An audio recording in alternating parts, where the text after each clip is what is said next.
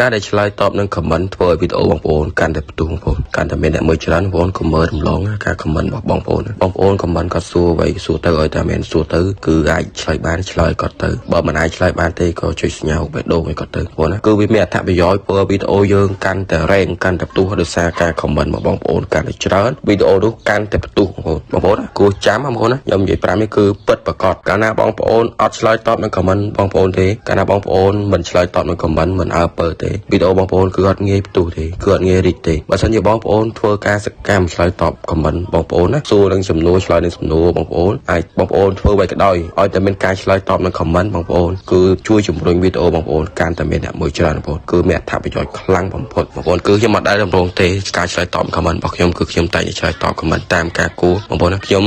កម្រណាបើសិនជាខ្ញុំមិនឆ្លើយតបគេគាត់ទេគឺខ្ញុំអាចចុចរូបបេះដូងចុចរូបមេដៃឲ្យគាត់គឺហ្នឹងគឺការឆ្លើយតបពីគ្នាបងប្អូនឲ្យជាសញ្ញាបងប្អូនណាបានន័យថាឲ្យយើងដឹងពីគាត់បាន comment មកបើសិនជាយើងអាចឆ្លើយនឹងសំណួរ comment គាត់បានគឺយើងឆ្លើយទៅអានេះគឺការជួយជំរុញវីដេអូបងប្អូននៅកាន់តែផ្ទុះទេបងប្អូនហើយនឹងគឺជាការសំគួរគ្នាទៅវិញទៅមកគឺជាការសំរុំសំគួរគាត់បាន comment មកយើងប្រើពាក្យសំរុំសំគួរយើងត្រូវតែឆ្លើយតបគាត់វិញដោយមានសុជីវធម៌បងប្អូនអាហ្នឹងគេហៅថាសិលធម៌របស់យើងទៅវិញទៅមកបងប្អូនដល់ពេលហ្នឹងខណៈពេលហ្នឹងដែរវាធ្វើវីដេអូយើងកាន់តែផ្ទុះដូចគ្នាបងប្អូនហ្នឹងគឺចំណុចសំខាន់បំផុតបងប្អូនកុំអូសរំលងបងប្អូនកុំរំលងចំណុចអស់ហ្នឹងខ្ញុំឲ្យតែពឹកឡើងគឺខ្ញុំមានពេលឆ្លៀតពេលទៅនេះគឺខ្ញុំចូលឆ្លើយតបនឹង comment បងប្អូនហើយខ្ញុំអត់ដែលទុកបងប្អូនចោលទេគឺខ្ញុំឆ្លើយតប comment ទាំងអស់បងប្អូនឲ្យខ្ញុំឃើញអរគុណ